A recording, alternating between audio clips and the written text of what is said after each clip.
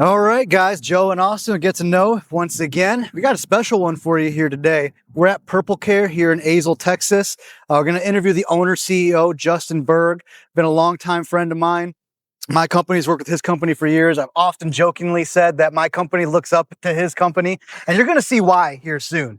Austin and I were hanging out and chatting with him a little bit, so I think we're in for a good show here today. Yep, and facility's beautiful, wonderful day out. Looking forward to seeing what Justin's got to give us today. Yeah, I think there'll be a lot of cool value here to dive into, so let's do it, guys. Let's get to know.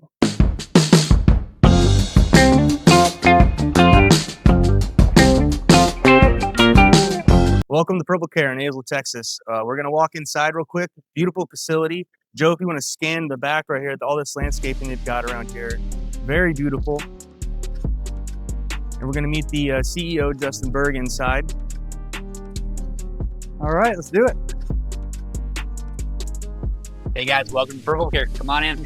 Thank you. Thank you, sir. So for those of you watching, we're with Justin Berg.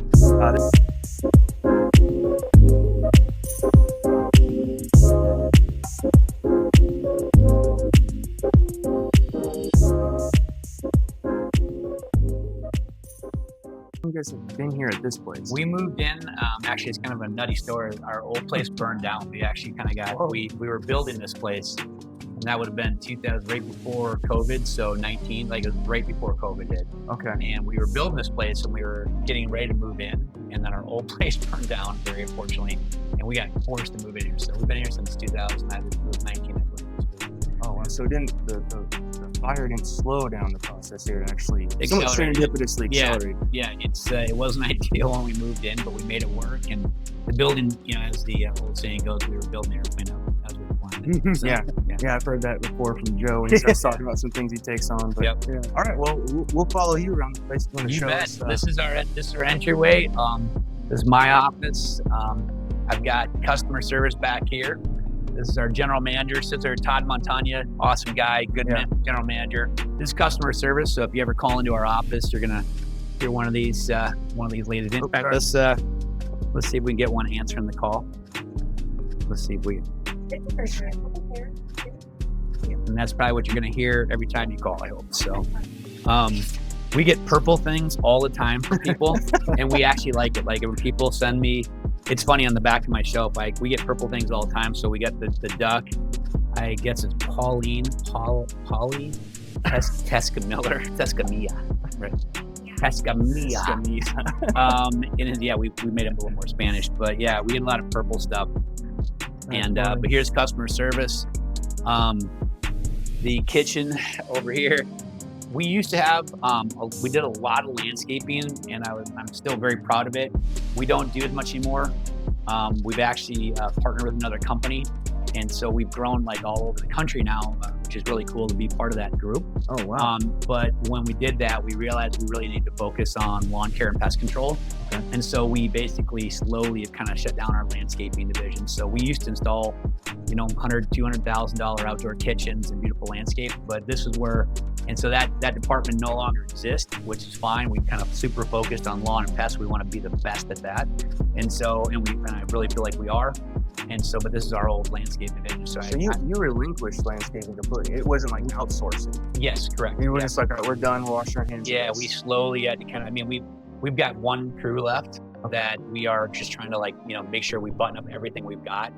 And we do some minor stuff here and there. And we still need a crew that does stuff like even for our lawn care and pest control. Yeah. Like maybe there's damages or just even maintaining this facility. And so they still do some stuff, but we do a lot of top dressing, which is not a landscape function, it's a lawn function. Okay. But that crew does a lot of our top dressing, and that's one of the, if I could get one more people to do that, but they do that. So we still have a need for them, luckily. Like we didn't just come in and fire people. We actually but we kind of slowly made it smaller and turned more into a lawn and pest. Kind of niched down a little bit. Yeah, absolutely. So coming back here, there's Todd, our general manager. Hey, Todd. So it's Friday today, by the way. He's busy general managing. It's Friday, so it's casual day. My team is not happy that I tell them about this. So he's Clayton, our sales manager. What's up? I'm Austin. Yeah, nice to meet you, awesome sales manager. Nice to meet you. Looks like Jay's leave him alone. This is our sales bay, but also our conference room, our training room. We train, and more train in our company. training. So, and more training. Our training really doesn't stop. So we'll kind of head out the back and. So with your training, is this like chemicals, treatments, or Yeah, sales, everything? Everything. So one thing that when I got going, I noticed that your average technician, let's say, is trained. This is really sad, and it's true of our industry. They're trained on average about 2 to 3 days. They're then put in a truck that's probably $100,000 machine. Yep.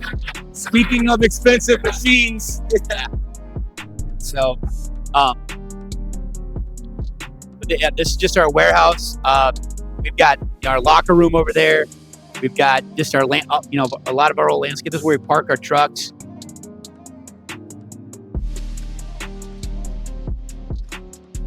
This is kind of a cool room that I think is a little neat. I think it's cool, but if you're in our industry, go ahead. This is our fill station, and this maybe doesn't impress too many people, but we've got two 6,000 gallon tanks in here. And so, yeah, one's fresh water, and then one's our batch mix. And so what's interesting is these have powerful jets inside of them. Yeah. And so what we will do is we've got an induction bowl, and we're gonna take up all the products we need to use and bring them in here. We will agitate them, and this may not sound like a big deal to you guys, but if we don't do that, we're not going to get a uniform application on a lawn, if that makes sense when we put it down. You're reducing human error. Yeah, and so a lot of guys I've seen where they fill a tank in the back of the truck and they mix it with an ore, or they mix it with some type of agitation, like when it's driving down the truck. And we don't do that. Dropping cigarette ashes. Yeah. We would rather have it mixed. But here's the other thing. It's really nice is that every one of our trucks that leaves is going to get the exact same batch. Okay. So we're not like you're not like one guy makes a hot mix, the next guy makes it light. We know what's going to go on. So that way, at the lawns, when somebody maybe mistakenly thinks that we did something wrong with the lawn, it would have happened to all of them. Yeah. We know that, and so that way it's kind of, that makes sense. On the other hand, if we did something wrong, it would. But we always double or triple check our math, and that way, so we have somebody that's kind of like oversees the fill. We have a second person independently do that same exact math and make sure that all of our fills are dead on. And that way, our clients are getting a uniform application. They're getting the same product, and we do a lot of. I'm real big on less chemical input, even though I'm in a world that applies chemicals products. Is if I can get your yard thick, green, and healthy with less nitrogen, like the things that we all want to put down. If I can use less of that, but the same results. So we try to get more biologics on it. I'm a very big guy on fungi and bacteria. I mean, two words that sometimes you can be found on your own body, you not want. Yeah. But if in the soil, they're magical. Oh, yeah. And so if you can get the proper fungi, the proper bacteria in the soil, and you can get the right organisms, like whether it be earthworm, all those right things, your yard's amazing. And so what most lawn care companies do is they will just put down nitrogen. And hey, we love nitrogen too, but it's really not good for the earth. It's really not good for the environment. And it's really not good. I mean, we know that. It's sometimes necessary, but our soils are so depleted because of what we've done to it that they don't operate well. And so what we try to do is add a lot of biologics. We try to add organic matter, and so that's the big difference that we do that a lot of companies don't do. We typically are between 10 and maybe 20% more than, say, your other companies out there that are doing lawn-care pest control. And what that organic matter does is when it consumes anything, its waste becomes the nitrogen. It becomes the food. It becomes. So there's food. There's all kinds of food in the soil. The problem is it's locked up. So it's kind of like you've got a refrigerator at your house full of food, but there's a lock on it. Yeah. You're within inches of it. It's there. This would feed your entire family, but you can't get to it. And when you put down the right organic matter, when you put down the right ingredients, when you balance the soil, like our soil here in North Texas is going to be sky high in pH. We know our water is sky high in pH. Good for us to drink, right? It's good for our bellies. Yeah. We like that for water drinking. Or for human consumption, awesome. But for the land, not so good. And so what I do is we constantly put in products to lower the pH. When the pH is balanced in the soil, it's like a pool. When the pH is lowered, then your soil balance, and also all the nutrients have always been there are now available to the plant. And now they can use nutrients that were literally right next to us, and I've provided them with that key to the refrigerator lock. And then all I'm doing is like, here you go. And by the way, it's always been there. It's been there the whole time. You just didn't open the door. Does that make sense? Yes, it does. And so that may not sound magical or new. It is kind of new, but most companies don't care about that. But that's why when people go, hey, Justin, I can go to, some other companies starting with green. I can go to them and they're $10 less than you. And I'm like, well, yeah, but I don't say yeah, but yes, that may be true, but they're just going to give you NPK, nitrogen, phosphorus, potassium. They're just going to give you those. And those are fine. It's a good start, but they really don't care about the soil. We care about the soil, and what I want is sustainability. And so when I put something down on your property, I want it to be good for the environment. I want it to be good for your family. I want it to be good for your soil. Yeah. And then I want to get the soil doing its own work. Where most companies say, well, if I add NPK, nitrogen, potassium, phosphorus, if I add those three, the soil doesn't need to do any work because I'm just going to give it everything it needs. And people are like, well, that sounds great. I'm like, it's not, because it's not sustainable. The moment you stop that process, the yard goes terrible, right? Because it's not making its own food. Yeah. You're just giving it. Very good. And from the business perspective, I enjoy that you have systems in place to maintain consistency, increase above average quality, while also factoring in consideration for the environment itself. Yeah. And I'm sure this simplifies your training too. It does. Yeah. Yep. It makes it simple. We're not doing a batch fill, or we're not doing a truck fill every time. So it's not sexy. I understand that it's not a sexy system, but I don't know of a lot of companies that have this set up. I'm sure they're out there that do, but we definitely do, and we believe in it very much. And that's why we do the batch fills. So that's us. Yeah. Awesome. Again, it makes sense. Yeah. All right, let's do it. And so this is we landscaped we installed all this, but it's kind of funny. Like even our building, it's all glass, and that was intentional. It's actually not the cheapest thing to do, but we're in lawn care and we're in pest control. So what our guys do and what we do is outside, and we used to be in landscape, of course, as well. And so I wanted people to have like a beautiful garden, like we can, people can walk through at lunch. I wanted a beautiful garden because I wanted people to get outside. I want them to see our grass. Like what I do to this, like this grass is look at it, it's lush, it's thick, it's green, it's perfect, right? It's nearly perfect. That little bare spot is actually a valve head, so it's supposed to be bare there. We'll forgive that one. If you look, even that hill, like hills are actually difficult to maintain good grass because of water and all erosion. Even the light's angle, the angle of the light is different of the sun. And that hill is thick, lush carpet. I mean, those vitex trees, those purple vitex trees in the back, everything's intentional. But what we do to this lawn, people are like, oh, your place looks amazing. I'm like, I do nothing different to this place than what I would do to anyone's lawn. Because I want to see because everyone says, you got to be doing extras. And I'm like, I refuse to do anything extra because I want to know what our services and our products, I want to know exactly what they're doing to my client's yard. So if I see failure here, I know I've got failure out there. Yep. And so that's why, and my guys know that this place has got to look gorgeous, not because of an ego or it's, hey, it's got to look good. It's because this is yes. And if it looks wrong here, that means our clients' yards are suffering as well. So this has got to be right. And this is our proving ground. And we prove it every year. We prove because we adjust our product, we adjust our services, we adjust things. Same with pest control. Like you're going to see, I'm sorry, but you're going to see dead bugs. We try to use the safest methods you're going to see dead bugs. I don't want, but we do them here. I want to see, are they getting in the building? What are they doing? What's their reaction? And I want to use very safe products for pest control, but are still effective because we do know that, most bugs are actually good. They're actually beneficial. Yeah. They're actually a beneficial bug. And yet there's plenty that are bad. Now you don't want them in your house. I always say if they're in your house, you don't want any type of bug in your house. So we have to protect your home, protect your animals, fleas, ticks, that kind of thing, kids.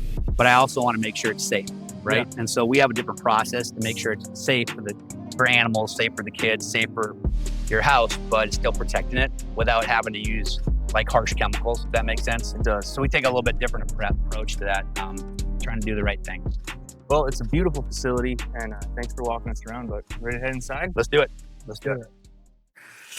All right, guys, on to the interview portion. We're sitting down here with Justin at PurpleCare after he gave us a tour of this awesome facility here. It's been super cool to look around. My company's been working with his company for years now, and I've always enjoyed checking out the facility here. So it's cool to share it with you guys here. But let's get started. Justin, how did you even get into the landscaping business, dude? Sure. Actually, so it kind of goes back a little further, and it's a neat story. So maybe I'll back up a little bit. But I owned a company in Boston and lived in Boston for a long time.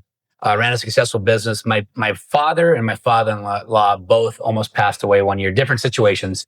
And I went to my wife and I just said, "Listen, we need family closer. We got to be taking care of these guys."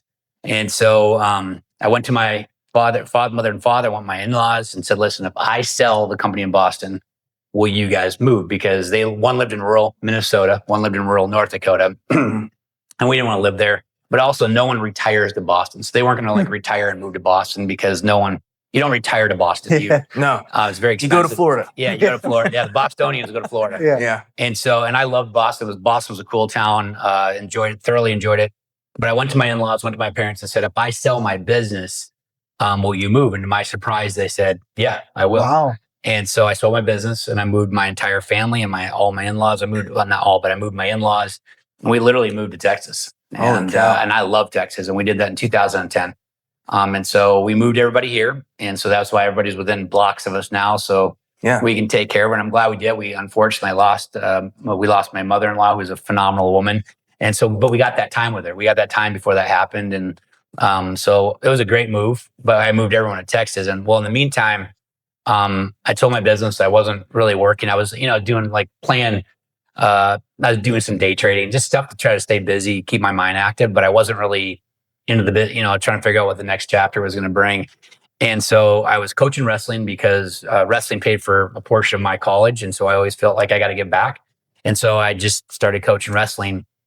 And within about a month, they kind of came to me and said, "Hey, you should be the coach." And so I went from just kind of help, like a dad helper to the coach, the head coach. And so they made me head coach. And I took over the club and we built up this really awesome club. When that was going on, there was 2 wrestlers on that team, actually 3, and they were all brothers. And their dad owned a lawn care and landscape company. And the dad came to me and said, "Hey, what we do is awesome. Like our services we offer, we're really good at. We do really good lawn care. We do really good landscaping, but I'm not good at running a business. I'm not good at growing a business." And so he said, "I'd be willing to, if I brought you in, would you take over the company and run it for me?" And I thought it was interesting. I'll take a look at it. I remember at the time thinking, this is a 3, max a 5-year gig. I'll just turn this thing around, get it going, and exit. Your previous company, that wasn't landscaping then? It was, they mainly just were lawn care. Actually, it was primarily at the time mowing. It was actually mainly a mowing company. That was the main thing they did, was mowing. Okay. And so I looked at the business and it was just like he said, they did really quality work, but they were horribly run. I mean, really poorly run. I mean, no systems in place kind of. No, it just wasn't run well. They started it, as a side gig. Yeah. And then it kind of grew. And I can relate. Whether he wanted to or not, it grew to where it became their full-time gig. And it just, they didn't, they were still running it as if they were doing a side gig. They didn't prep the scale. But it wasn't. It was a business by that time. And so at that time, I think they were doing like, I don't know, 400, 500,000 in revenue for the year through mainly mowing. And so how big was the team? It was, I think it was 2 trucks at the time, something like that. A couple of trucks, a couple employees. Yeah. That's It all it was high volume then. Yeah. Yeah. And so, a lot of hours, a lot of physical labor. And again, it was good quality, but just not sustainable. Yeah. And so I took it over and, kind of since we've sold the mowing division, which I do not regret at all. And we got more into lawn care, like the weed control and fertilization applications. Yeah. And then we opened up pest control a couple of years after that. So I've really changed kind of the business model and changed that. And that's been phenomenal. That's been a really good decision. So, but that's really how I got into lawn care. So people like, "You didn't know anything about landscape or lawn care when you got in this?" I'm like, not a drop. Like but I always kind of jokingly tell people I can read, and so I just read, I educated, I had good people around me that would take the time to explain things to me. I did a lot of research. I don't care whether you went to UT, Texas Tech, TCU, but A&M is they're kind of the Bible when it comes to turf in the state of Texas, right? So I always like Texans are real proud of the school they go to, who they represent. And it usually goes back to football. I tell you, each school has its benefits, of course, but A&M is really good on turf. Yeah. And so I just spent a lot of time on their website. I spent time with some of their professionals, And it's cool because you can call those guys and they are more than happy to help you. And so I just kind of like got re-educated. And the good thing about it that I think really propelled our business of why we grew so rapidly was that I came at it with a businessman's perspective of how to run a good business. And everybody else came at it with a lawn care perspective. Yes, I get that. This is lawn care and this is how you do things. And so the way I did things was very different. I'm not saying that I'm smarter or better than anyone, but it was a very different process because I'm like, why are you, like, I came at it with a businessman's perspective where I'm like, why are you guys doing that? And it was kind of like, you get the answer. Typical answer is, well, that's the way the whole industry does it. And I'm like, well, it doesn't mean it makes sense. It doesn't mean it's right. And so I kind of changed a lot of things that I thought were broken. And it turns out they were the right decisions. And so that's why we, went from, 2 employees to, or whatever revenue wise. I mean, we went from 400,000 to $1 million to 2 million to 5 million to 7 million, and we did it in a really quick fashion. So you're not scared to tinker with things, even if it seems like it's established, orthodoxy within the industry. You're like, I don't care. I want to try this. If that doesn't work, we swap it out next season or something like that. You mentioned several times approaching things from a business perspective, understanding sustainability, implementation of systems. Did you have a mentor in business or did you go to school for business? I did go to school. Yeah. I graduated from the University of North Dakota, the Harvard of the North, right? That's not what it's called. We'll go with that. Yeah, you can, please do. They'll love it. I graduated from UND with just quite honestly, just your garden variety business administration degree. Nothing fancy. At the time I did it because I got accepted into law school in Minneapolis. And so I always thought that's where I was law school bound. You almost saw lawyer Justin, huh? Yeah. And I'm like, man, I want to get into business law, environmental laws. I really want to get into environmental law. So I thought a business degree would help with that for some reason. I don't know. That's what I thought. So I thought, and so I got in Minneapolis. We moved to Minneapolis, asked my smoking hot wife to this day. Good man. She is the love of my life still. And so asked Jody to move to Minneapolis with me. And so she was a physical therapist. She got a great job down there. And I was going to go to law school and found a summer job and literally found a summer job and I never went to law school. And I never went. Yeah. So funny how that works. Yeah. And I don't regret it. Yeah. It was the right call. But when I got into business, I really got into sales. Nice. And on the backside of this particular company, when you're selling, you learn everything. You learn what the customer is saying. You learn how to communicate to the customer. When you sell that customer, bring that customer on, you see how the whole operations works because the process has to work.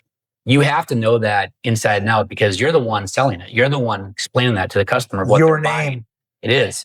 And so I got to see the operations and then I got to see when bad things happen, what the client responds like.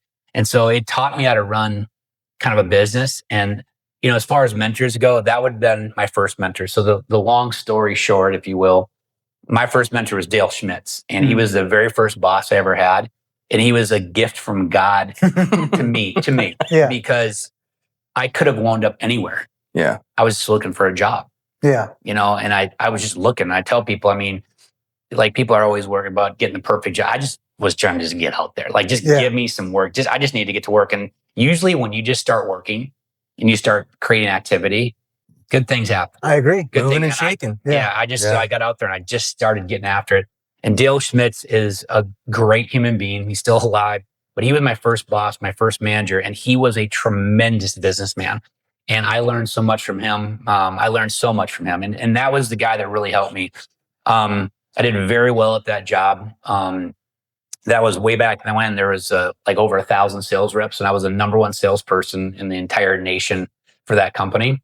And I was 23 years old, and they had like people have been there for like 10 years, and I was number one. I was the number one guy, and so they went to me. Yeah.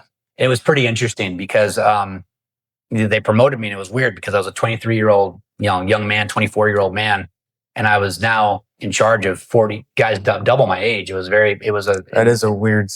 It was weird. And talk about, for lack of better cliches, trying to learn like by drinking from a fire hose. I had to adapt quickly to keep these guys and gals motivated, get them to listen to me, and earn their trust. And it was a lot to do for a 24-year-old.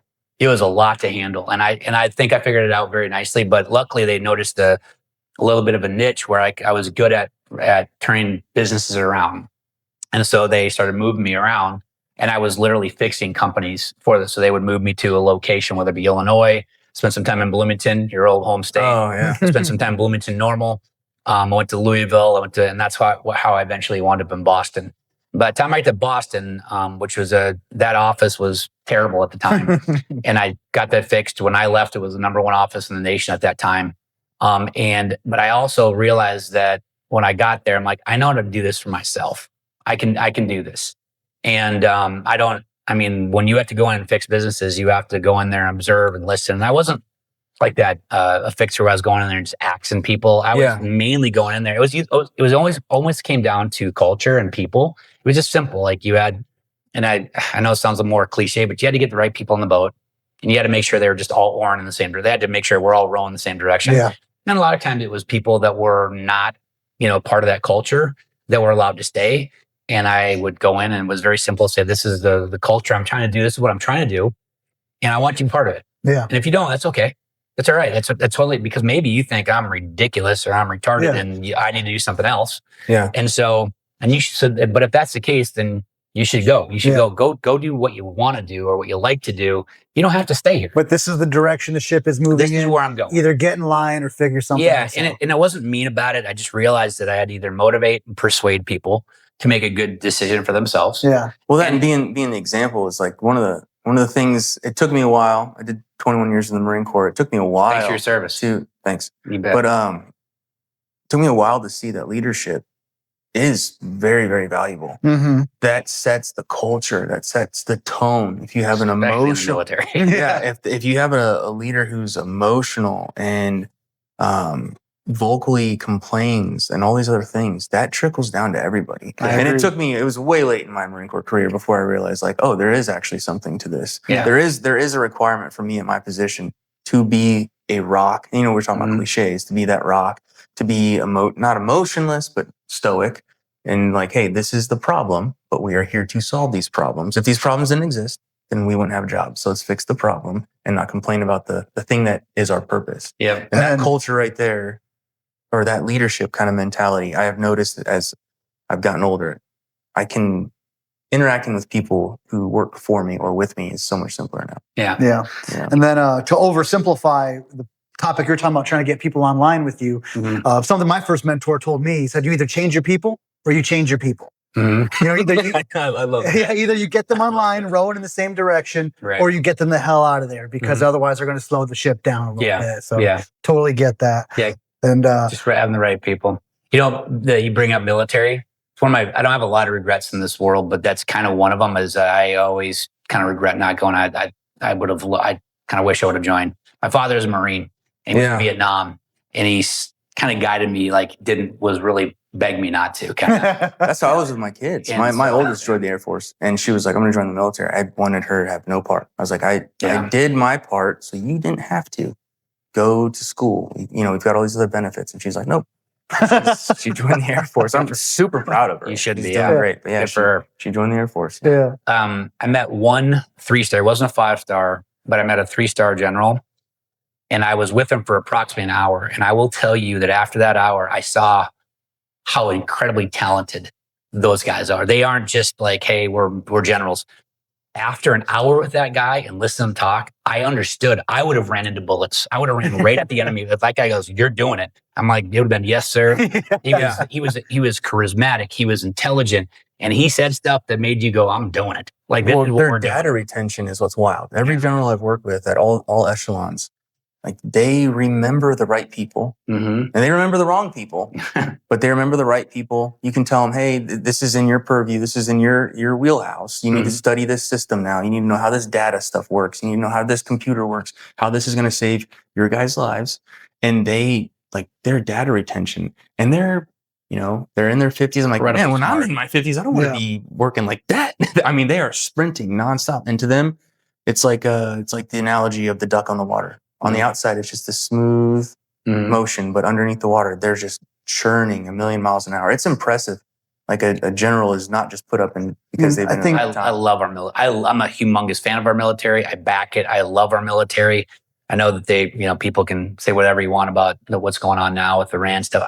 I still am a big fan of, like, the military. I love the way they operate. I think I'm fascinated by them. Yeah. And I'm a big backer. And I would say a parallel of what you guys are talking about, seeing the generals and the way they influence you, is parallel to a good CEO of a company or private sector or military, but people who have extreme competence, who have the piercing gaze, who see through bullshit, who remember details and are not afraid to have uncomfortable conversations. So I think there's a lot of parallels between a good general and a good CEO. Sure. And Absolutely. on that note, I look up to Justin as an owner of a company and CEO. I've let him know that. Thank you. I've told Austin that on the way here. My company, Rise and Clean, looks up to his company, PurpleCare, here. I've made that very clear.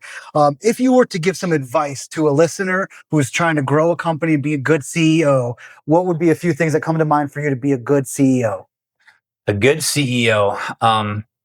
It comes down to simple things. I don't know if I'm going to say anything magical to you, but to be a good CEO, actually, I do have one good answer, and it's we talk about it, and I think everyone knows what it is, but very few people do it correctly, and that's delegate. Is that you have to be a CEO. So starting a business and a CEO, that's vastly different. Yeah. Like when you start a business, that is like a lot of activity. Like that is like, listen, I got to get owner operator, blocking and tackling. You're an operator. You have to be a very good operator to be a CEO. That is a different skill set. And you have to, and some people do not make that migration very well. I noticed. And if you have to be smart enough to realize that, listen, I'm going to be at this level and I'm doing a bang up job at this level, but I need to either bring somebody else in, right? Like kind of like the old business guy did for me. Yeah. But a CEO, you have to delegate. I mean, you do need to know your stuff, but you've got to be able to delegate and hand that stuff over and trust people. Like I'm a full disclosure, very transparent CEO.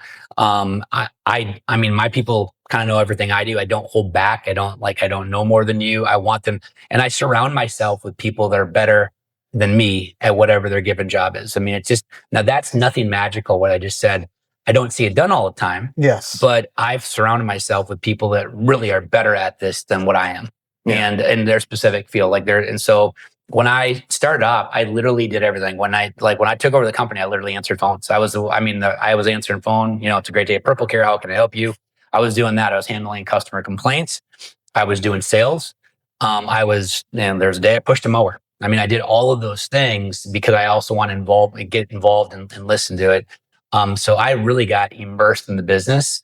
And I did all those things and I learned them. And then I slowly started to hand things off. Like I finally got a business manager or office manager, and I handed off all the billing to her because I did all the billing. I did all the accounts receivable and all the accounts payable, both, which now I have people that do nothing but that, and so, but in the beginning I did it all, but handed it off. And now, quite honestly, I don't think I could submit payroll to this day right now.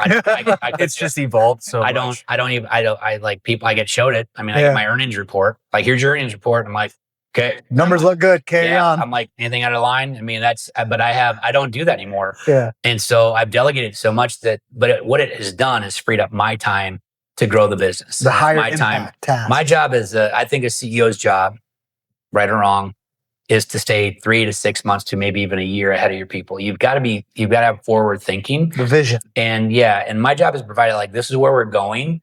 And then if you've got the right people and you've delegated those skill sets to everyone else, you just provide the vision. Like, this is what I think we got to do to, whatever, like with oil and gas, I mean, going through the roof, like our two of our biggest costs are gas, our fuel. Yeah. Because a lot of people don't understand, like, our trucks burn up a lot of fuel. Yeah.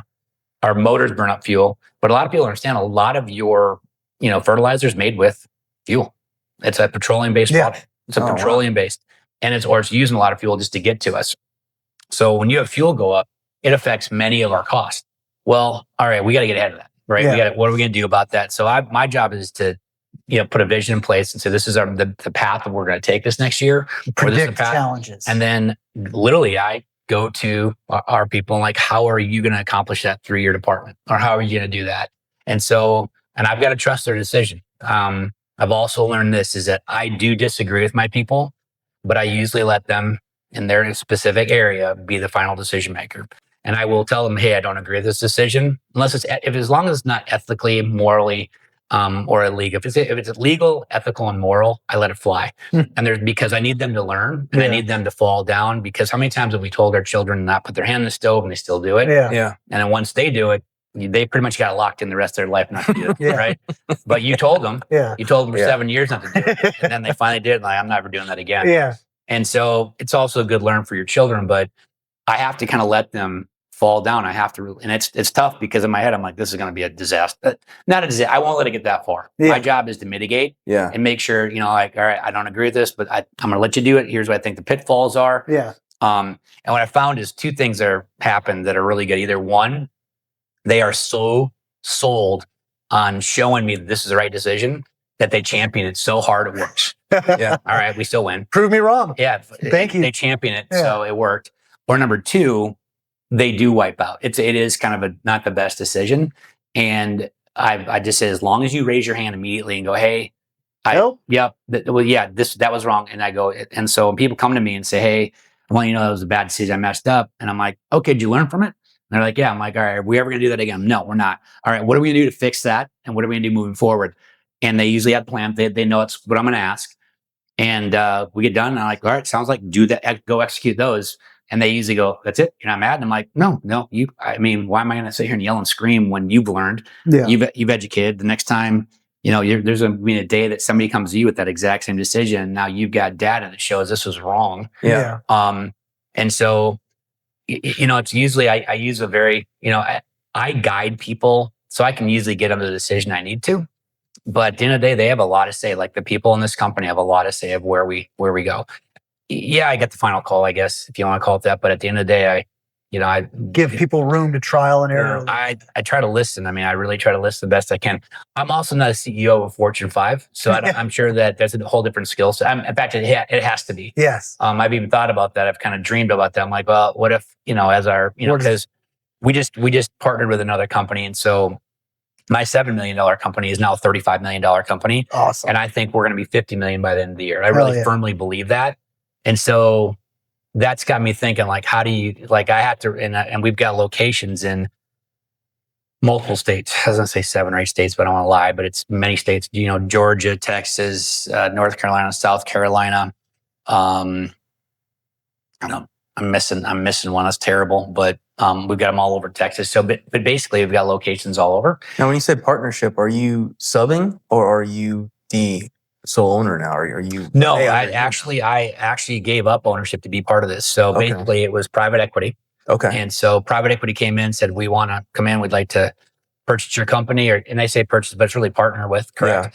Yeah. And then we want to, what they're doing is, now it's many, many different companies that we've purchased since then. And so now I'm involved in that process where we're looking at companies to purchase. And my job is to kind of go in and help them fix those companies if they're wrong, which is right kind of back to what I used to do many moons ago. But it's a natural for me. It's a natural fit. And it's pretty cool to do that. Yeah. So, well, I asked just to identify, like we talked about earlier, like leadership culture and whatnot, and how you're thinking 3, 6, 12 months ahead.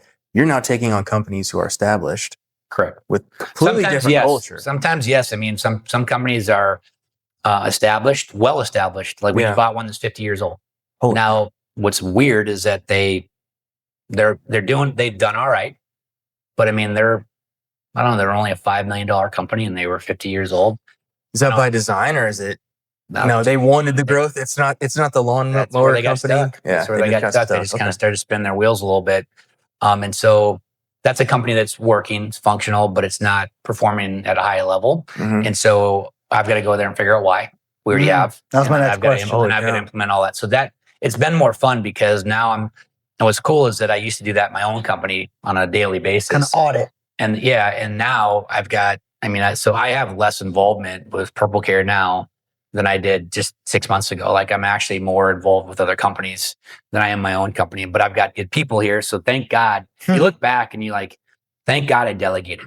Thank God I trusted, because now I'm not even here to make the decisions. Autonomous. And now my people are. And so I come in and I walk in, I'm like, who's that guy? And I'm like, and so, I'm like there. And so it's a really cool feeling. Like people like, I can't believe you don't know everybody. I'm like, I'm really proud that I don't. I know somebody's making decisions. I don't even know about it. And new guys are meeting you at the door. Like, can I help you, sir? Yeah. The doors open and we're doing well. I'm looking at the numbers. The numbers are high. So everything's going great. Carry on. Yeah. And I'm like, so there's decisions being made. So thank God I delegated. Thank God that I trusted. Thank God I surround myself with really good, talented people. that could use, because that was where we were going. I didn't know at the time, but it wound up. So now then I get pulled out of that mix, and I still work at PurpleCare. I still come to the office. I work out of this office, and I'm still involved, but it's much less than it used to be. It's less and less. Like I said, so I'm still kind of the driving force when it comes to looking down the road. But now I've tried to get these other companies kind of on pace as well. And it's a lot of fun, because those companies come here and they see probably where you're seeing, and it's kind of neat, because it's part of our, getting them to change their culture process, is that they see us and like, we want that. Like they come here and they see the energy, and they see the excitement here, and they see how efficient we are, and they see, I explain to them our process, and they're like, we want that. We want to be part of like them. So now when I go to their business, I'm like, this is what we're trying. They're like, trust me, where this guy's coming from, the PurpleCare, you got to listen to this guy. The proof is in the pudding. Yeah, it's pretty cool to see. And I'm luckily, you have to be open-minded to get there. So thank God I've got open-minded people that are willing to change. I'm like, do you want to be better? Do you want to be more profitable? Who's going to say no? Yeah.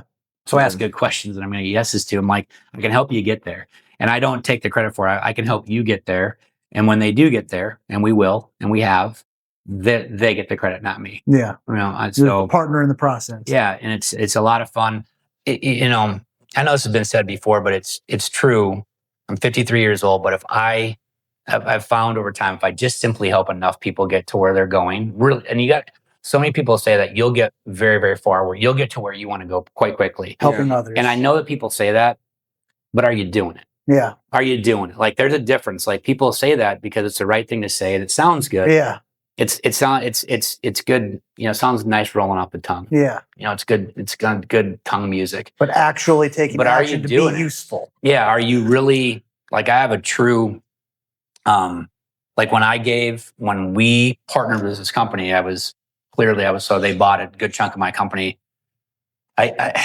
I was paid quite well to give up part of this. They wanted this part of this company, but I gave my employees of this company $1 million. I gave it to them, just flat out gave it to them. Nice. Like, here's $1 million. And I also vested some of my employees. So they now, in this new company, that they now are part ownership of that. You're bringing your good people with you. Yes. And so as motivated and as charismatic as I've tried to be, and as motivated as I had I had my people at a pretty high level. I've never seen them this high. Like, that really sent them over the top. Yeah. It sent them over the top because now you got my office manager, Angela, she's vested, right? So she knows that the better we do, the better she does, right? And it's not just about her paycheck. It's about the bigger picture, which is, how's our stock doing? How's our company doing? Yeah. So when we're going from 7 million to 21 million to 35 million, and like I said, I think by the end of this year, we'll be at 50 million. They are thrilled. But when I asked her, I bet. when I asked her to go to Wichita Falls for 2 days, so she's actually going there 3 days a week now to help me be the office manager there, because I trust her. Absolutely. It's no question. She's like, absolutely, boss. I mean, no questions. I'm making her drive an hour and a half one way, 3 times a week, and it's, of course, my GM Todd. I mean, he is so incredible. I had this guy pretty excited. It pales in comparison to how excited he is right now, because this is part of it. He's part owner. They're part of the story now. Yeah. And I'm getting people to do things that it's incredible. Yeah. And so I felt, when I was paid well for my company, who stands at the top of the hill with their arm up and says I did it all by myself? I think you're kind of a jerk. Yeah. And so I wanted to, and everyone says, hey, help people, grow people. I had to give up that $1 million just to sleep at night. I had to. I had to, because who would I be if I didn't do it? And I had to vest those people. I had to. Yeah. And so I can say, and what they did with the money, I don't know. Right. But I mean, we took our 45 employees and we divided that money based on how long you're here, your title, your current pay. And so believe it or not, there was people that had been here 2 weeks who got a check. Wow. Not much of one, but they got one. Yeah. I was like, everyone got a check that day. Yeah. And it's so definitely planting a seed in the new employees, like, oh, I'm going to be taken care of here. Well, I'm hoping that they looked and like, that's a pretty good company. That's a decent human being over there. That's cultivating loyalty. Yeah, like that's a decent human being. Like that company is run by a decent human being. Yeah. Right. So because that's who I want to be with. Like when I looked for a job right out of college, I wanted to work for a company I believed I could really believe in, right? That I could get behind, and I believed in what they were doing. and I wanted to work for a boss that I could trust. And that's why I was given a gift from God, is that Dale was super trustworthy. And I was interviewing him as much as he was interviewing me. And I felt he was originally a farm kid from Minnesota, same background I had. Yeah. And I could just tell he was just a down to earth dude through the interviews. I'm like, this is the guy I got to work for. I don't care if it's the best job. I don't care. In fact, it wasn't the highest offer I got when I was getting offers. It wasn't. In fact, it's towards the bottom. Yeah. But I worked there because I liked what the company had to offer, and I liked who I was working for. So I went the opposite, where my buddies were like, "Why did you take the other job? You know, they're paying you $30,000 more a year." I'm like, "This is where I need to be." Yeah. And it was right. It was the right call. After all these years, I can look back. I'm like, man, that was the right call, because I worked for somebody I could trust, somebody that absolutely helped me grow as a young man, grow as a manager. And he helped me in all those ways. I mean, I don't know that I could have got paid more, but if the $30,000 more I could have taken in pay would have never even came close to the amount of money I've made because of the education I got from him. You received value in a different type of currency. Yeah, and I wish more kids these days coming out of college would think that way, is because they're all looking at the highest bidder, which I get. I've done it. Yeah. Right. We've all done it. But I think you know, if it's the highest bid, but it's a disgusting company or it's disgusting people running it, who cares? Yeah. Why would you want to be there? Don't pimp yourself out for money just like that. Yeah. And so, you mentioned reviewing all these different lawn care companies, and as you break down their variables, so I'm assuming that's what you're doing to some degree. Like, okay, what does their marketing look like? What does their lead intake look like? What does their sales process look like? What does their operations look like? Mm-hmm. What does their leadership look like?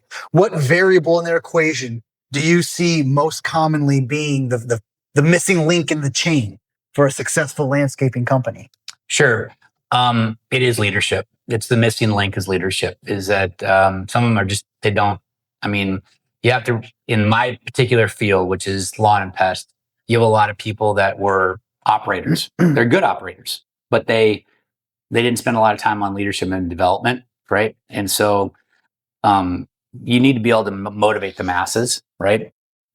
And I think that these guys are good operators. Like, they can run a day-to-day operations of, how to run a lawn care, how to run a pest control service, right? But they haven't thought about the leadership side of it, right? That's where it's lacking. So the companies that I've seen that I've taken over that are poorly run, it's because their leadership is severely lacking. Mm-hmm. And they're just, I always this last one, I'm not going to mention the name, but I literally asked some employees, like, why are you even here? Like, I couldn't understand, like, why are you here? It was that bad. Like, why are you here? Like, I don't get why you're here. Like, I appreciate you being here. And I'm glad you are. But I'm struggling to figure out why you're here. Because I wouldn't be. I would have left. I wouldn't have made it because the ownership or the leadership was so terrible. I wouldn't have done it. And I don't know why you are. And the one kid answered perfectly. He wasn't trying to give me the perfect answer. He was just answering honestly. But he said, I'm actually here because of the people I work with. I really we're good friends. Like, we all get along really well. I'm like, that's a legit answer. That's okay. All right. I get that. He goes, we all get along. We hang out on the weekends as well. And so he goes, it's kind of like these guys are more like family than they are. Interesting. And I'm like, okay, you answered magically the one answer that I'm probably going to willing to accept. It's like, it wasn't for money. Yeah. It wasn't because I love the culture, or it's because I love getting yelled at, or I love working in a facility that's full of mold. That's what I'm walking into. It was, the camaraderie. And I'm like, that's a pretty good learn right there. Right. Yeah, sounds like the military. Yeah. It's why you do it. It's the guy next to you. Yeah. You don't run backwards for yourself. You run forward for the guy on either side of you. Yeah, I love the military. I can't get enough of it. Yeah, everybody I talk to still, it's always like, man, I just miss the camaraderie. Yeah. I miss the people. Yeah. Yeah. But it's hard to find. No. Yeah. I like I said, it's one of my, I don't want to call it full regret, because I don't think you should live your life with regrets, but it's something I've always like, man, what would it have been if I just put in my time? I would like to serve the country. And I thought that's what I'm going to do, but I just didn't. My dad he didn't full on say don't go, but I always thought he didn't want me to go because he had Vietnam was rough in a lot of ways. They lied to those guys. Yeah. My uncles who were Vietnam vets, when they heard I was going, they were like, no. Yeah. They were completely against it. Yeah. Yep. My dad said eventually, he said, if you really, really, really wanted to serve your country, you should have gone. But he said, I just didn't want you to go. but if you're like, hey, it's a burning desire inside you to serve your country, you should go. And I think that's true of any, like your daughter. Yeah. She should go. But I mean, I do believe business owners like yourself are serving our country in a different capacity, creating American jobs in a work environment where people can make good money, working ethically and honestly in a comfortable environment. That is serving our country, in my opinion. So I am a firm believer that good quality, small business owners are serving the country in a different capacity. But obviously, I'm a little biased in my perception on that. So, So you've mentioned a couple of things that I have some questions for. I'd like to go down. Like, why were you glad to get rid of the mowing portion of the company? It just attracted the wrong flies. Okay. It attracted the wrong flies. I get that. And so that was rough for me because it's very, very difficult to pay somebody $10 an hour in 100-degree heat for 12 hours a day. And then you have to think about who would accept that job. And that they're not savory as you maybe would want. I'm not getting Harvard grads. Yeah, they bring their own special problems that you need to mitigate. And that those wore on me. Yeah. Because I couldn't fix that human element. Yeah. Very much. I tried. It was so difficult. Some of the baggage that came along with it was just, too tough it was too much to overcome. Yeah. And I really want to make an impact on the people that work here in a positive way. I really mean that. I know a lot of people say it, but damn it, I mean it. And I'm going to do it. And I want to be a very positive force to them.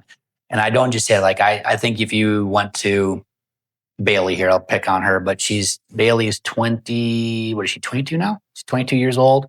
And I think you'd ask her, hey, what has Justin done for you? How has he helped you? Or is he a good lead? I think I'd be interested to see what she say, but you're welcome to it. But I'm almost positive she's going to say that guy is like, this is a girl, young lady, excuse me, that got out of college, actually was looking for a job, didn't know what to do, want what she wanted. When she started for us, the first 6 months was actually kind of rough. I was like, I hope she makes it. Yeah. And then and this girl, and I've asked her if I can speak about this, but this girl has severe ADHD, severe. And so there was a lot of mistakes being made because that was normal for severe ADHD. She made mistakes. Well, when you're making mistakes on customer accounts, that hurts because also the customers don't care what you have. The customers don't care if you're ADHD. They don't care if you have autistic. They don't care what your problem is. All they want is what they want. Got it. I understand. You're paying money and you can ask for that. And so the cool thing with her is that I realized that she also super focused on something like a laser beam. And so, which is why sometimes mistakes would be made because and so I'm like, well, wait a minute, if I hone that in and I'd tell her, I need you to focus on this and I need you to improve this process. It's crazy how good she is. I mean, she's been an incredible employee to where the company that I partnered with, they're like stealing her from me. They're like, we want her. And I'm like, that just not that long ago, that was a girl that made a bunch of mistakes. And now they're like, this girl is like terrific. See, she's very bright. Yeah. She's very I have a son with ADHD. They're very bright, but you gotta find that focus. And thank God I figured out her focus. I figured out what I could do. And she super fixates on it to the point where she perfects it nearly. Yeah. And it's the best it can do. Like what she does is she does a lot of workflow for us. And I'm like, I need this to be the most efficient workflow that you can make this to where we can be more efficient, we can accomplish more, and I can get more done with less people. And go. She does it. And woof. And I mean, I'm so proud of her. And then that's a sign of good, high quality leadership, my experience, where a lot of employers might be like, you made 4 mistakes within a 30-day period. I'm sorry, but our policy says we have to terminate at that point. Instead, you invested the time, effort, and energy to understand the individual and how best to apply them, considering their strengths and weaknesses. And you found a way to apply their strengths that's beneficial to them and to yourself. Yeah. And I listen, I was there. I was at mistake number 4, and I was at maybe we need to make changes. Yeah. So before you think, hey, wow, what a great guy to work for, I do strive. It's a constant battle, and it's something I strive for daily. Like I strive for that constantly. But I have to figure it out. And so that was one where I thank God figured it out. Yeah. And so maybe there's people I haven't, and I'm sorry if you're watching this podcast and you were one of them, but I tried. Yeah. And I do want to try to figure it out. I genuinely want to, and I tried to. Yeah. And on her, I did.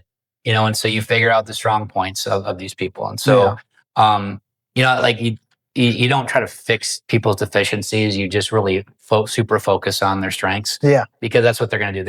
You're never going to get the juice isn't worth the squeeze, as they say, on trying to shore somebody up their faults. Yeah.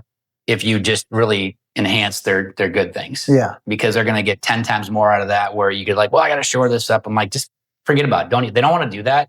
They're not good at it. They're terrible at it. You can force them into it, and you're going to get something out of it, and it's going to improve. But if you just focus on what they're good at, you're going to get the 10x versus a 2x down here. And that's a recurring theme I noticed, because I don't know if you're familiar. I also own a virtual assistant agency that does a degree of consulting as well. It's been allowing me last few years to get a look inside other people's businesses. And what you're hinting at here is a recurring problem I'm seeing, where people want to take a fish and have the fish climb the tree. Yeah. And have the monkey go swim. Yeah. I'm like, no. Like you take your monkey and you have him climb the tree. You take your fish and you put your fish in the water. And you encourage that behavior. Yeah. And like, just let them do what they're good at. Instead of being like, you're a fish, you can't climb this tree. I'm angry at you. You're getting written up, and now you're fired and out of here. Good luck. Yeah. And that's I'm sure I've made the mistake as well. But I see that recurring in other people's businesses as well. Yeah. No, I've made mistakes. It's how you learn. The question is, did you learn from it? And they affect me deeply. Like because I don't want to hurt anyone. I'm firm. There's no two ways about it. But I also don't want to hurt people. I genuinely don't. If you bring it upon yourself, trust me, we will put down the wrath. But as long as you're working with me and we're trying to, I'm trying to be pretty good to people. Yeah, I want to. I think that's our job as leaders, is to be good to people, figure out what they're strong at, develop those, and develop. Like, that's developing people is what I should be good at, right? Yes. Should be. Because who else is doing that? Who else is developing them, right? And so that's why we encourage all of our people to get licensed. Like, all of our technicians, they're experts in their field. Like, I'll guarantee you right now, because the definition of expert is when you know more than 95% of the population. I'm going to tell you right now, I guarantee my technicians, even though guys have been only 6 weeks, those guys are experts, and I'll guarantee they know more than 95% of the population about turf. Yeah. I'll guarantee it. I'll put them up against anybody. I see your crews out in the field. We share a lot of clients. Either I've referred to you, or I show where our team shows up and there's already PurpleCare signs in there. And I think I made a Facebook post a couple of years ago where I took a picture, because I saw one of your techs in the field, and he was like down in there, like looking at individual pieces of like wood chip and stuff and moving it around, like very focused to make sure it looked perfect. I took a picture driving by. He didn't even see me. And I made a Facebook post. I'm like, this is the kind of quality PurpleCare does here, because I was just impressed. I watched him for a minute from my car. I'm like, look at this guy, man. Like, that is focus. That makes me happy. That makes me, and I hope they're all doing that. Yeah. It's part of quality control. Yeah. I'm sure some are, most are, but some aren't. And that's what we got to find, those people that were willing to do it. But yeah, so many of the companies that I compete against, and even the ones that I purchase, are what I call pump and dump. Yeah. They show up, you're getting what's in the tank, whether you need it or not. And we tell our guys that you only put down what is beneficial to the customer in the lawn. So if you show up and you got this wonderful mix in your tank that's going to typically benefit 99% of the yards in your route that day, that's great. Give it to them. But if it doesn't, stop. Don't give it to them. Analyze the lawn. Find out what does that lawn need. Like, if you got a fungus, you don't need nitrogen. You don't. In fact, it's going to blow it up. It's going to double your fungus. You're going to kill the yard, right? If your yard is, so if there's issues, our guys are taught to go look, figure it out, and don't just put down a product. Because what if you're putting down nitrogen on a fungus, that kind of thing? Well, you should be putting down some type of fungal control. You should be doing something to that yard to benefit it every time.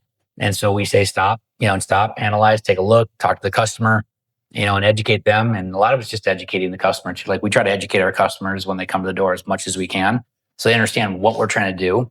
That way they understand the process, and we get hopefully less cancels. Yeah. Because they appreciate that we're trying to educate them. Yeah. On what we're doing versus just pump and dump. Yeah. I know. Sorry, I'm trying to withhold from smiling, because I got a story about one of your texts. This is from like early 23. I just moved into my house. And I'm already nervous. No, don't be nervous. I kind of brought this on myself, because I can be pretty aggressive. But the guy, knocks on the door. I'm like, all right, dude, you got 30 seconds. I'm out the door. I got to get to work. Whatever. Sure. And he gives me a spiel, very professional. And then I'm like, all right, that's it. I'm good. And he's like, well, no, you got this problem. And yeah, at this point, the yard was not in good shape, because it was a brand new yard. But anyway, fast forward, I'm like, all right, it's time for you to go. And he's like, oh yeah, well, good luck, buddy. I'm like, good luck, buddy. That's really how you're gonna. And so he and I start arguing in my front yard. And he skedaddles, I skedaddle. But again, I recognize I was a little aggressive at the door. So I'm telling Joe this on the mat. I'm like, you wouldn't believe what just happened. And he goes, PurpleCare? I'm like, he goes, I know the owner of PurpleCare. I was like, oh my God. So when you're talking about your text, like, yeah, he was absolutely right. The yard was in shambles. And I did not help by going out there and be like, what are you doing here? But yeah, you're talking about the text. I know that they know what they're talking about. But that leads into another question I had though. Like they're all licensed, they're experts.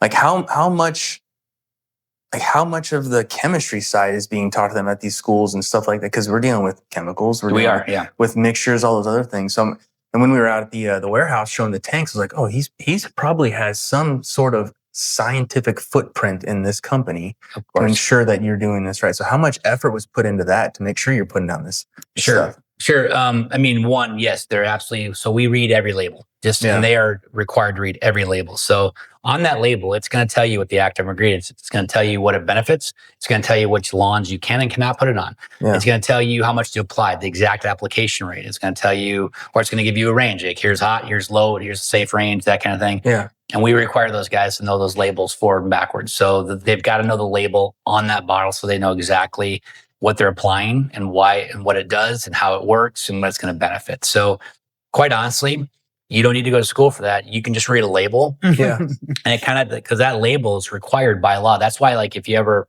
buy, like, I don't care if you buy what you buy from Home Depot, but that thick packet that's glued to the outside of it, it's like, what, 5-6 pages long? There's a reason for that. They're telling you what to do. They're telling you how to use it. They're telling you what it works, and they're telling you even what not to do with it. Most people, what do? What do you don't read Rip it off in the tank and spray it. There you go. And so our guys are, we read every label. They know what this is. We sit down before each round because we apply 8 different rounds. We actually do 9, but we do a double app in one of them. We do 8 different rounds, and the guys know exactly what's going in the tank. Like, this is what this is what's in the tank. Here's the products in this tank. Here's what it does. Here's what it doesn't do. Here's the yards you should not apply it to, and here's the ones you should. And so we go over that with them. And then, yes, in addition to that, we go through CEU classes every year. So our guys are required to go through CEU off campus that I don't do. We can, because we do training every week. And so, but we require off campus training so we can get, because we think we're pretty smart and we think we know what we're doing, but we got to realize we have to have some outside influence on what's going on out there. And so we also put them through CEUs every year. So our guys are actually really well trained. And that they know what they're doing. Like, they can identify what an aphid is, which you want that guy in your yard. They can identify what chinch bugs are. Most people cannot identify a chinch bug. Like if I ask you to, hey, go identify a chinch bug. And by the way, what does that mean to your yard? They know how to identify it. They know how to identify it.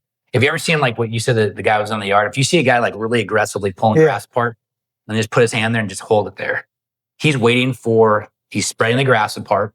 He's submitting his grant, or not submitting, but he's putting his hand in the grass deep. He's going to hold still, and the chinch bugs will start running over the top of it. Because that's how you can see them, because you need that color contrast, if you will. And so we know they'll start running over the top of the hands, and then you have to understand, like, the white wings, what is it? If you have those bugs, you're going to lose part of your yard, and we got to take care of those. We have to take care of them. So just stuff like that. We've educated guys on how to identify a chinch bug, how to find them, because you're not going to just see them like, well, I didn't see any chinch bugs. Well, did you rough up the grass, shove your hand in it, and hold it still for a couple of minutes, then to take that time to do it? If you don't do those things, you'll probably never. Most people have never seen a chinch bug because they don't know where to look. So I've never even heard of it. I would have think you're calling me a racial slur or something. I don't even know what a chinch bug. But I mean, it's something that we see in Texas. Chinch bugs are very common, and people, what happens is you'll see dead spots, like, oh, you guys killed my yard, or hey, it's not getting water. It looks like you're not watering, and sometimes it is. But if it comes out in certain patterns, we're like, that's not a water pattern. Like, water typically, goes in a circular mode. Like, it's a circular or semicircle pattern. So if you have kind of really jagged edges, you're like, that's not water always. That's usually going to be something else. And that's just one of many things we teach them. Like, you have to identify a fungus, but which fungus? Which one is it? I mean, like, you're in Jiu-Jitsu, you guys in Jiu-Jitsu, you better know what fungus you're dealing with, right? You have stat. Well, hey, let's be honest. You have to rub it on Austin and hope for the best. If it's ringworm, whatever. I've had ringworm a bunch of times, whatever. You can get that ring, it looks bad. It's nothing. You get rid of it. Staph infection, pay attention. That'll put you. That'll kill the hospital. That'll put you in the hospital. Staph infection is awful, right? For you Jiu-Jitsu guys. Yeah. You better know what your difference in funguses are. Well, my guys do in the lawn. Yeah. And so they're good at it. They have to identify because certain products don't work on certain funguses and others do. And So you have to know what you're doing. Yeah. Does that make the answer? Your No, question? it absolutely answers the question. You know, we saw the training facility when we did the walking around the Mhm. room. So obviously training is going on, and I was just interested to see like how that's done. Because whenever I do see chemicals, I'm like, somebody smart knows how to put these things together. So that's awesome. Yeah, you do. You have to, because some chemicals don't play nice together. No. One thing is like we like ones that stink. I mean, if they stink, they're good. Yeah. You know, it's like manure. If it Yeah. stinks, it's good. Yeah. We want our soil to have a certain smell to it. Yeah. We do. Yeah, you want your soil to have a certain kind of smell to it if it's getting the right biologics. Yeah. And so I'm a big believer of the biologics, and it costs me more to apply. Therefore, my treatment cost is more than, the other guys out there. But I know what I'm doing is right, and I know what I'm doing is good for the environment because I have to improve the soil. It's all about the soil when it comes to lawn care. Pest control, different animal. Like we only go inside the house once for pest control.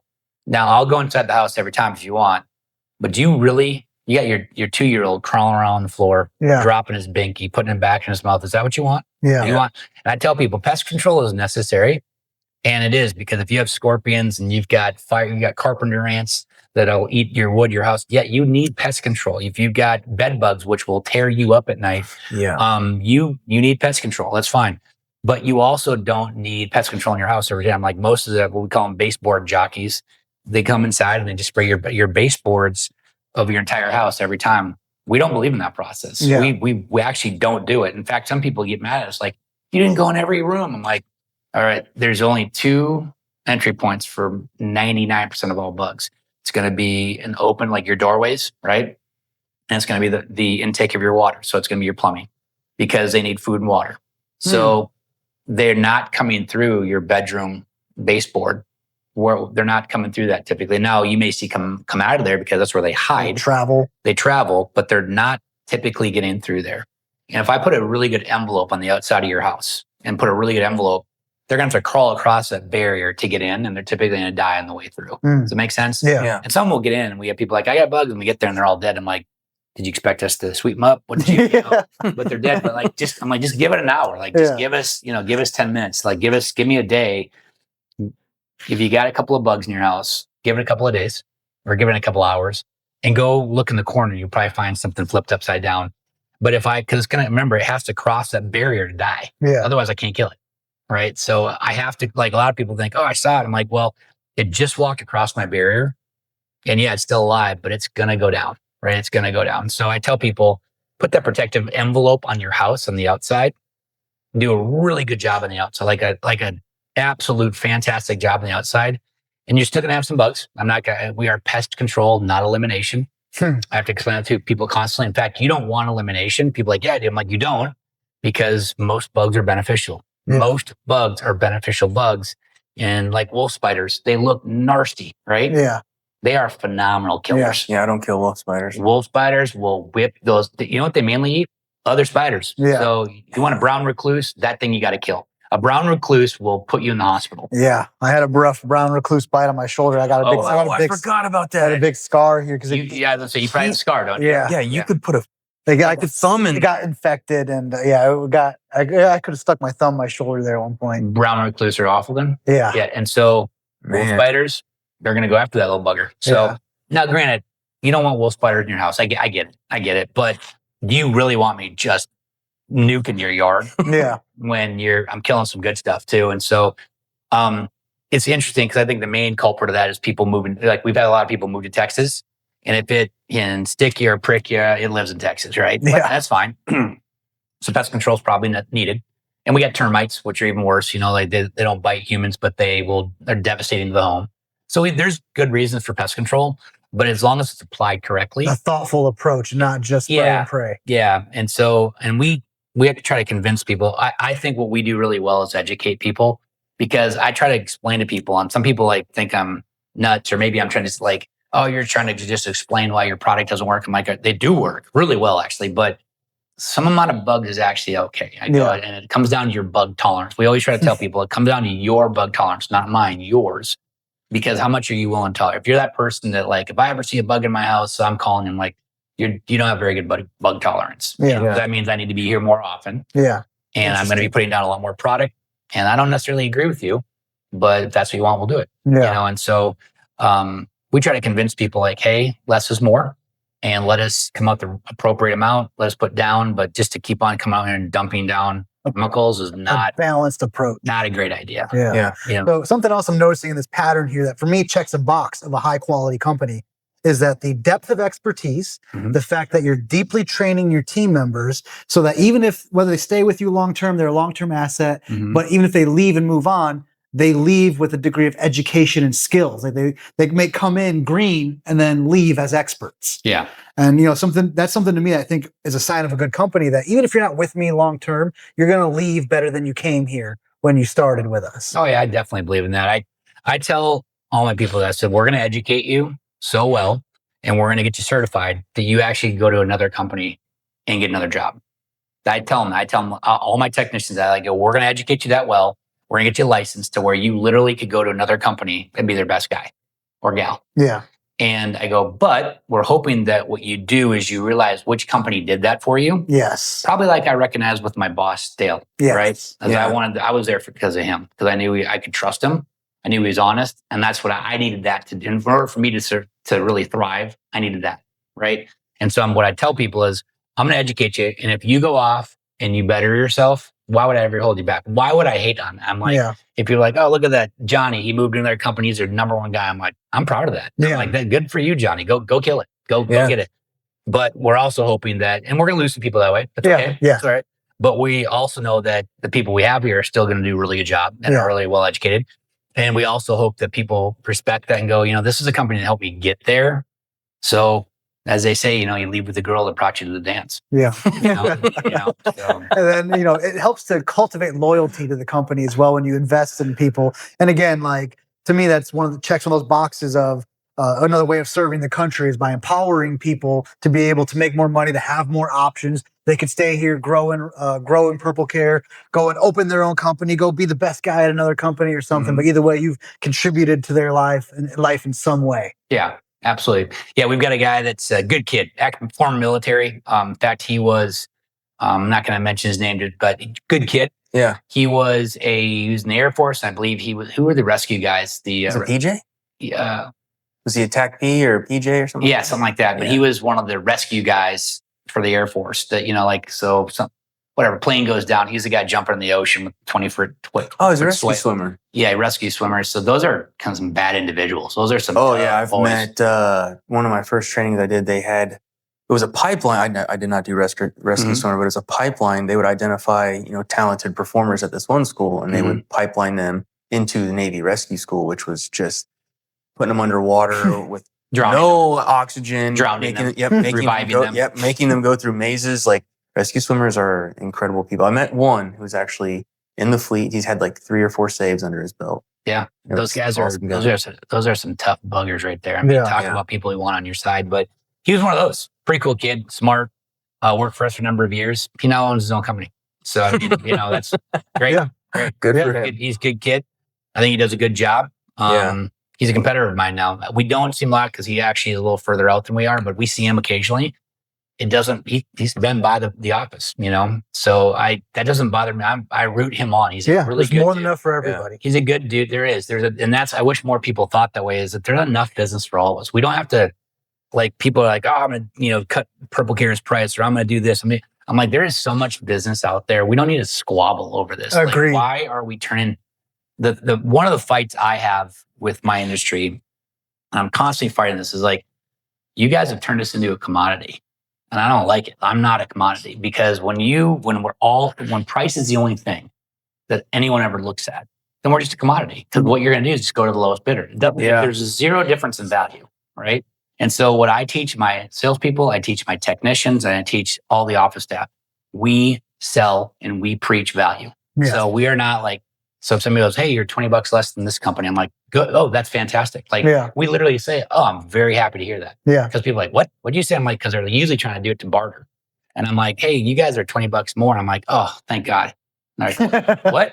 And I'm like, what do you mean, thank God? I'm like, well, I'm surprised it's only $20. That's a good tactic. And I go, I'm surprised it's only $20 because we believe in biologics. We believe in organic. We believe in fixing the soil. And that cost me more money. That cost me more to do it that way because it's the right way, but it's a sustainable solution. It's better for the environment. So if you care about the environment and you care about sustainable solutions and you want your lawn to be healthy all the way down to the root system, not just on top, then most of my clients feel it's worth an extra $20. Now, if you don't, that's okay. Yeah. But if you do, we're going to work your yard. But if you want your yard to shine and you want your yard to be number one in the neighborhood, then use us. And if you don't, that's okay. There's other companies out there who will gladly take your business. We would love it. But this is what we do, and this is why we do it. And so we sell on value. Yeah. I refuse to just say, somebody else was less. Well, we'll match it. We don't do that. I tell my guys, don't do that. I go, what does that really look like? Yeah. From the what's the optics on that? Like just cheesy. Like, I was just trying to get an extra $20 from you, but I guess I could do it. What did I say? Yeah. Yeah. We were just talking about that. I had another door-to-door salesman show up, and I was actually a customer of theirs. They didn't know I was a customer. I told them, hey, I'm working with one of your guys already. And then they tried to outsell the other guy that was with his company. Yeah. I was like, that's really cringy, man. Yeah. That's really gross. And then 3 hours later, another guy came to my door and said, hey, I know you talked to so-and-so and so-and-so today, but I just want to let you know that they're under training and can't, this whole backstory, but like, here, use me instead. I was like, that does not look good. Like that should have been a conversation of, oh, you're already working with us? Great. Reach out to me or the other guy and really appreciate the business. We'll talk to you next time. Thank you so much for your business. I would have said, thank you for your business. What's your name? Austin, fantastic. I would have gone next door and say, hey, I'm working with Austin next door. Yeah. That's what a good person does. Yeah. Yeah. But they're just trying to undercut each other. I was like, that's kind of really gross. Yeah. I don't know if I'm going to support this anymore. It says a lot about the company from their systems. Like, obviously, they don't have territory structure in place of some kind. They're not cooperatively oriented, it seems like. Yeah. The culture doesn't seem to be ethically oriented. If you're trying to pull food from somebody else's plate and put it on your own, that's gross. Yeah. That's not a great sign. Yeah. I work so hard to I meet with people in my industry, and if I have to give a speech or just training, I'm always like, we gotta get away from this whole commodity thing, guys. You gotta stop worrying about your prices. Like you need to raise your prices to the point where you can pay your people a livable wage, number one, because where our guys in the past did not, right? It's not good. So that always bothered me. Yeah. Like I'm not saying these guys are going to be wealthy millionaires, but they should be able to at least provide for their family. Yeah. And provide, I want these guys to be qualified for a loan. Yeah. I want them to be able to drive a decent vehicle. I don't need them driving a brand new Corvette or Lamborghini, but they should be driving a reliable vehicle. They should be able to qualify for some type of a home loan. Yeah. And I need to be able to provide that kind of income to get those things. Otherwise, you're just giving them bottom. And so I want to charge a rate that I can pay my guys well enough to where they make decent money to raise a family or just a livable wage. That means they're going to stay. That means I can take the time to educate them, because if it's a revolving door, I don't have the time to educate. So it's all part of the process. Yeah. And so, and you have to make money, right? Of course. I'm not here to lose money. I'm here to make money. Yes. And also I need to train my staff in here. I want people, in-house to know what they're doing as well. Like our girls in here, we actually have them go through, like Cindy, who is she's probably my best CSR. That's not slighting any other CSR. She's just been with me long enough and she's doing a really good job. Yeah. But Cindy's getting her pest license. She'll never apply a pest product, but she's going to get her pest license because I'm going to pay her more when she gets that license. And you're like, so wait a minute, you pay for a license that I paid for, that then she gets a raise for when she gets it. And I'm like, that's 100% right. But now she can intelligently talk to a customer that calls in. Yeah. Yep. It's an investment. And so that costs more money. That just jacked up your rate. And I'm like, but when you're going to call in, you hopefully get somebody who knows what they're talking about. You're going to hopefully get a technician who knows what they're doing. And and we're not perfect and we have our holes, right? Like every company, we're growing. We're going to have our new people. We're going to have our holes.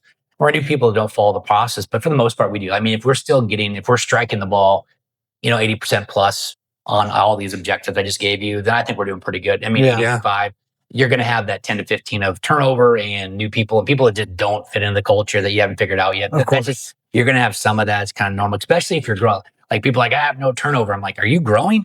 Are you growing? Like if you're growing, you're going to have new people. Yeah. So that, and you don't know about them yet. You got to figure them out. You got to make sure that the right people for for who you want in your company. And some of them are the wrong choices. Sometimes we make poor choices on the interview. Not, you know, it happens, right? We thought this person would be great. And some people interview really well. They do. Yeah. Then don't produce the results they promise you at the interview. No, and that's so we get fooled. Yeah. And that's okay because we're at least taking a chance on somebody. Yeah. Right. So I can live with it that way. I'm like, well, we tried with that person. Yes. Like it's gave them a shot. Yeah, we brought them to the party and they wiped out. Yeah, it's not our fault. Yeah. So, and then something I've noticed that it's kind of a direct, impact from increasing prices, which allows you to pay more, and then you get a superior quality of applicant, right? Because when you're paying low, you get lower quality applicants. As you mentioned, they come with their own types of problems. And that's something when Rise and Clean was younger, we had much lower prices. So it means we could pay less, which meant we were dealing with applicants who came with problems, and we were dealing with angry boyfriends showing up to yell at the girlfriend at the job site. That sounds wacky to me. Or someone, constantly calling in because they stay up drinking too much or something like those kind of applicants that come with those kind of problems. Yeah. But when we found we increased prices and we could pay more, and we were putting hiring ads out, we got more serious applicants joining our company, and that that made a big difference. Well, yeah. And when I first started, we didn't background check anyone. We didn't drug test anyone. I don't think we could have even afforded it. Yeah. But I didn't even have the time to do it. So we just, if you could fog up a mirror, you had a job. That's how it was. Yeah. And so, but now we background check everybody. So you got one of those red. There's certain people we just will at 1,000% will not. If you were one of those guys that maybe got caught with a little paraphernalia 20 years ago, that was the last thing that's on your record. I'm like, all right, this guy's clearly got his act together. Yeah. But we do background check. We do a drug test. So that eliminates people right there, because there's people that just they want to take the job, but they don't show up for the drug test. I'm like, well, clearly we know why. Yeah. They knew it was going to happen. I'd rather smoke weed than have a job, I guess. That's fine. And so we do those things, and that eliminates a lot of the Yeah. I mean, there's a cost there. Yeah. That's expensive to send somebody over to Quest or, WebCore. But it's more expensive to hire. More expensive. And it's also, they can't start tomorrow. I have to wait to get all that back before, driver test. We have to make sure they have to have a clean slate in their drivers. These guys are getting behind a, very heavy vehicle that in the wrong hands is a weapon. Yeah. That's a battering ram. It is. And I need these people to, so do they have a good driver's license? Do they have any DUIs? Do they have a lot of speeding tickets? We look at that stuff I'd never once looked at in the past. If you could do this with your wrist, start to turn the ignition over, hold a conversation. Here's the keys. You had a job. Yeah. And it's how you started more higher standards. And so when we started doing all those things, our prices had to come up to pay for that. Of course. And I always tell people, don't you want somebody with a background check that is going to be in your house applying pest control in your daughter's home? Yeah. Right. That's what I was just going to say is now you have this staff that you can tell your clients hey, these are all cleaned up or clean individuals that you don't need to worry about. Yep. Background check, drug test, vehicle. We do it. We pull an MVR on all our guys, or MV. Yeah, MVR, motor vehicle report record. Record. We pull an MVR on everybody. We make sure these guys and gals that they test out. That they actually can go inside your house if they have to. Awesome. So we try. It's not perfect, but again, that drives up cost, so getting everybody licensed, that's very expensive. It's not cheap to do that. Yeah. So. But worth the investment. Yeah. And then on the sales side of things, when you audit other companies and you look at their sales process, what do you think is one of the biggest weaknesses in their sales game? In the sales game, ironically, some of them don't have a sales team. Yeah. It's just they're just marketing and calls that come in. It's just their order takers. What I found that where we're very successful and I have to implement other companies is that they have order takers, not order writers. Very big difference in the individual, very big difference in how you operate as a salesperson. So, or their marketing is just all word of mouth, which is kind of cool that you're getting leads from word of mouth. That's pretty cool. That's awesome. You're doing something right. Yeah. But if you're trying to really scale, you have to go beyond that. You have to be reaching out and pulling in. How are you, what's your marketing look like? I have to look at the marketing. What are you doing? Who's taking the calls? Typically, most companies in my field, they literally have an office staff that does customer service that answers calls. And then somebody calls in and they say, it's a great day at PurpleCare. How can I help you? Hey, what's a quote? Oh, it's $89 an application. and that's the sales presentation. That's the salesperson is also a CSR. And I realize that those are two different worlds. Yeah. And I'm not saying CSRs can't sell, because they do, Mm-hmm. but most of them are built to you need to ask more questions. Yeah. Stay in the pocket in the moment. Yeah. Otherwise, you're just an order taker. Like, how much, hey, how many pizzas you want? 9? Okay, I got you down. I'll deliver 9 pizzas. Like, you're just an order taker. An order writer says, well, what type of grass do you have? Like, what are you looking for? What do you have any problems with your current turf right now? What made you call in today? Yeah. I've got a big dead spot. All right, well, is it circular? Is it, what does it look like? Tell me more about that. That's an order. And then because now we're going to sell lawn care, probably some fungus control, or maybe I need a guy out there analyze your yard, and we probably should sell them pest control in the lawn because they have chinch bugs, and that's why their yard's looking terrible. But an order taker just sold them treatments. Yeah, sure. You want treatments? Yes. What's your address? When can we get there? And so when I walk into most companies, that's all they've got. Yeah, order takers. We need order writers that go in there and ask more questions, establish rapport, explain the program so the client understands the process. Like, hey, you do have a fungus, and we're going to kill that fungus, and your yard's going to be dead for about 2 to 4 weeks. So if you think we're going to come in there and put our magic fairy dust down and everything's better, shaping the sale. It doesn't work that way. We have to first get rid of the problem, let your lawn repair, which we will add really good nutrients to get it to repair. But that's about a 2 to 4 week process if you had a really bad fungus in that situation. So if you add grubs, just tear up your yard, that's a 2 to 4 week. I mean, we got to kill the grubs, we got to get rid of the grubs. But that repair depends on how bad it is and how many there. I mean, it depends on that. Could take 2 to 4 weeks before your yard looks good. Couldn't take all summer long. Yeah, I've been where it takes all summer long. Heat probably doesn't help either. It doesn't. And so heat stress. I mean, we have to go out there and diagnose, and I think we have to go out there and find out what the customer like. So I always tell people, how can you sell anybody anything if you don't know what they need? How can you sell anybody anything if you don't know what they need?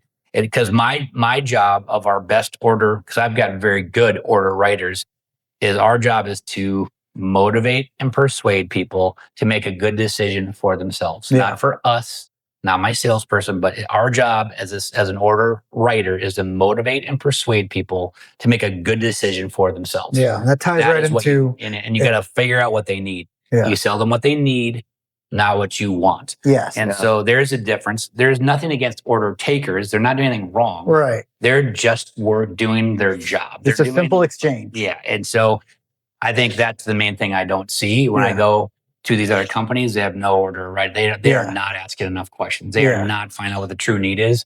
They're just saying, what do you want? Got it. I'll have a guy out Tuesday.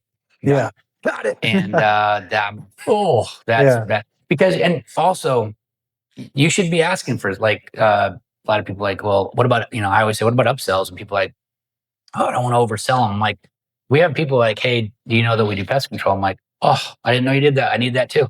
One-stop shop. And I'm like, okay, so imagine if you hadn't asked. You don't have to take it. I'd say, hey, by the way, just want to know we do pest control. I know you called in for lawn care. People are like, oh, I need that too. I was going to call those guys next. I'm like, well, we can do both for you. Yeah. And so imagine had you not asked, but I get an order taker, never asked that second question of, hey, is there any other services you need? Or, that kind of thing, where an order writer is going to ask every time because they want that sale. So I think that's what they're missing. Gotcha. To answer your question. Dialing in that sales routine. Because I'm a firm believer that ethical sales is education plus persuasion. And, it's some of the topic I've been known to talk about a little bit in my consulting is understanding what I call clients versus customers. But the vernacular that I'm using it, like McDonald's has customers. It doesn't matter who's at the cash register. It doesn't matter who's walking up. They walk up, they want burgers, they get burgers, then that's the end of the interaction. Whereas, a good salesperson is like your Sherpa through the jungle. You're their trusted guide. And whether it's roofing insurance claims, cleaning, pest control, whatever, you have to demonstrate to them that you are the expert and that you'll take them by the arm and guide them through this jungle because you've been through it so many times that they can rest assured that you will lead them to their desired outcome and not just like, you want stuff sprayed on your baseboards? Yes, $89, we're done. Right. But to be their guide to the process. Correct. Does that make sense? It does. That's a good way to explain it. Yes. The Sherpa's a very random thing, but the Sherpa's like the people that carry up the Mount Everest. Yeah. Have you ever, I don't like their bone density and the power. It was incredible. Yeah. All the pressure. Like they are genetically different. Yeah. The way they process oxygen. It's crazy. Much more efficient. Yes. But just think about, how is it that if you and I walked up to Mars, we would be keeled over, breathing like that. And these guys got a 100-pound pack and they're just going. I'm like, how'd that, like their bone density, just to hand 200 pounds on their back. Yeah. That's just Tuesday for them. Yeah. Think about them. I mean, I think I find them incredibly interesting. Yeah. Just that whole, that's what they do. And their strength. Yeah, I Like mean, the human body incredible is so strength. adaptive. I mean, look at like deep sea divers and how they acclimate to consistent, heavy pressure from deep sea diving. Oh man, like I saw those. God, what was it? It's the same thing. Deep sea diver where they try to do the record, hold their breath, go as deep as possible, and come back up. I saw some video not too long ago of a lady, blacking out. Yeah, and that was terrifying to watch. Yeah, because she's so deep in the water. You're like, oh my God, are they going to get her to the top? That is a wild sport. I don't know who started that. That is another one of those things where the human body is just like, we need to breathe. Well, obviously not. They don't. They can do like 5 minutes holding their breath. Yeah, that's a terrifying. Yeah, that's enough oxygen there, though. Yeah. But so you're also involved with or you were involved until recently with the Elite Wrestling Texas Club. You said you started Texas Elite Wrestling. Yeah, actually, so we it used to be called Azle Wrestling Club because that's the local town here. And then we were getting kids from all of. I mean, we did really well, won several state championships, and then we decided to move it off the Azle property and call it Elite because we were getting kids from Aledo and Azle and Saginaw and Weatherford and Springtown. We're getting kids from all over, so we just decided to kind of move it off, Azle proper, if you will. Nothing against Azle, and then turn into Elite. And then we built this amazing facility. I didn't build it. That was actually all Wade. He built this amazing facility. Like the Olympians have practiced there. Yeah. Like that when facility is beautiful. Super nice facility. Yeah. And so when you guys, like when they had the U.S. Open was here for wrestling, they practiced in that facility. That's the Olympians practiced there. And they're like, even the Olympians were like, this is a kids club. This is a club. And they're like, like this place is flat out amazing. It's amazing. And it's a super nice facility right here in Azle. And we're trying to get Turdo on to tour us around. Matt, if you're watching, we're going to get you on the show, man, for sure. But it's a super nice facility. And how long were you involved with that?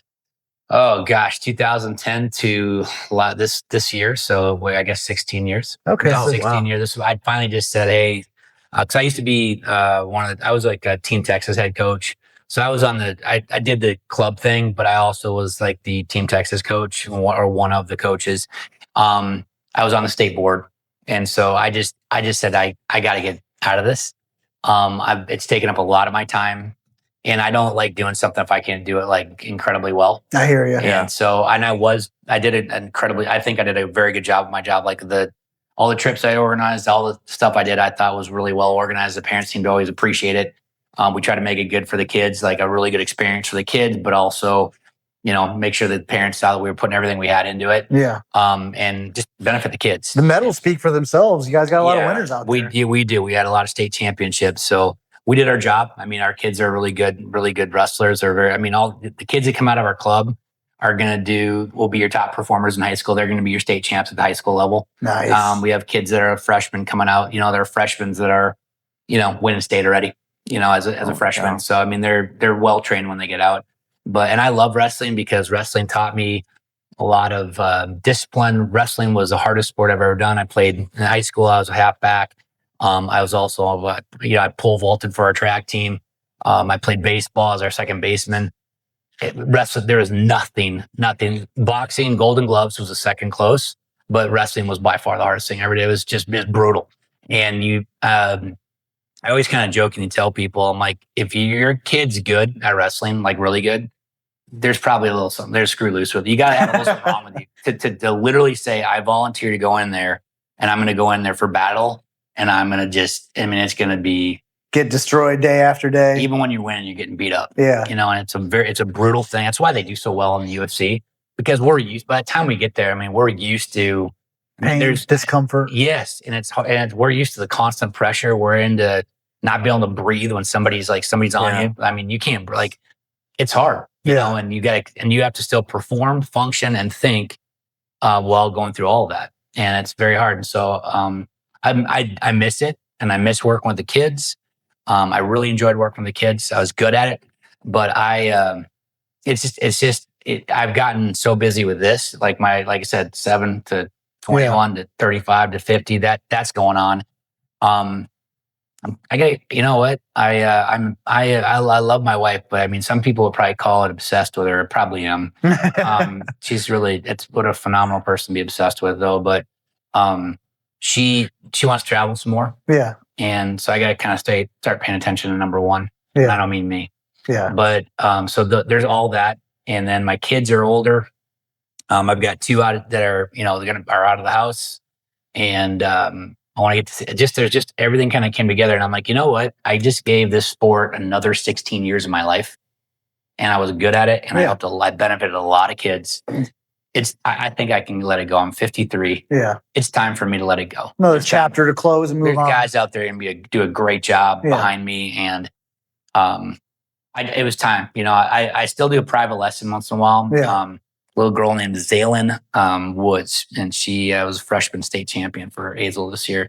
That girl, I really hope, and she has a talent, but I think you're going to see that girl in the Olympics one day. She'll be on the Olympic board one day, but she still comes to my house for privates, and she's a special little girl. Yeah. I'd love to take credit for her, but she's a special young lady. She's not a girl. She's a special young lady, but she's got it all. She's beautiful. She's smart, and she's just like, you take this very bright, very beautiful little girl, and she is an absolute killer. Like you wouldn't look at it like, that's a cute little girl over there. Like she's a murderer. That's one of the things I tell guys who don't train jiu-jitsu or wrestling or anything like that. It's like, so I think it was one of my buddies actually joined me. This was years ago. This was Genesis headquarters in River Oaks.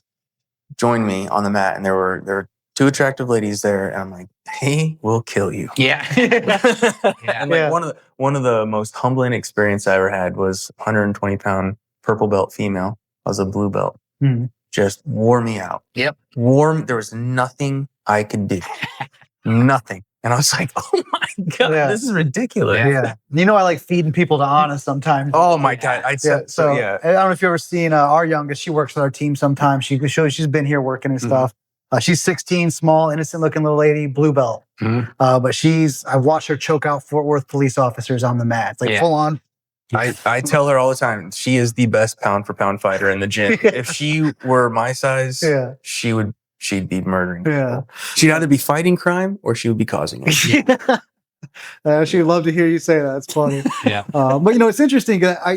Doing this, getting to consult, getting to interview people. I see a lot of patterns forming of like a lot of high performing business owners, individuals often, not always, but often have backgrounds in martial arts, usually grappling, jiu-jitsu, wrestling, something like that. But I find that mentally prepares them to deal with defeat, to deal with challenge, discomfort, pain, pushing themselves beyond their perceived boundaries. And that translates into the business world and life. Mm-hmm.